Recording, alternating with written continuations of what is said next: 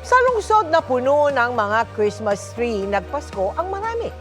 Pero hindi lang maginaw na klima ang meron sa Baguio City. Meron ding kastilyo na tila dadalhin ka raw sa United Kingdom. Mula sa Baguio, nakatutok live si Sandy Salvacio ng GMA Regional TV. Sandy?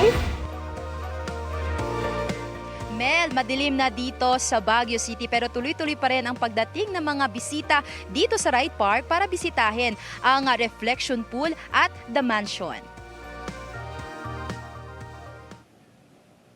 Kanya-kanyang ganap at gimmick ang ilang bakasyonista sa Baguio ngayong Pasko. Mag-aalas 7 pa lang kaninang umaga, dagsana ang mga tao sa Burnham Park. At dahil trip ng ilan na mag-joyride, mag-relax at lumayo muna sa dagsanang maraming tao sa Central Business District, swak sa kanilang bucket list ang lugar na ito. Kung pasyalan din lang ang pag-uusapan, dito pa lang sa Barangay Irisan, Baguio City ay matatagpuan na ang isa sa mga tanyag na pasyalan dahil sa kakaiba nitong Windsor Castle themed na pagkakadisenyo ng Batong Palasyo.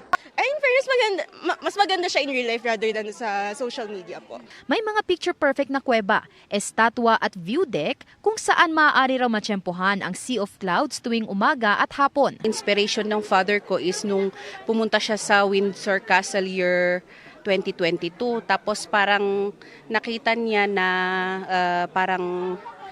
kaya rin niya palang gawin yata to kasi may mga parang nakita niya na parang yung similar sa riprap ng mga taga-Cordillera. Kaya naisip niya na dun i-adapt itong castle. Dinadagsari ng ilan pang tourist spot sa Baguio tulad ng Wright Park kung saan binabalikan ang horse riding.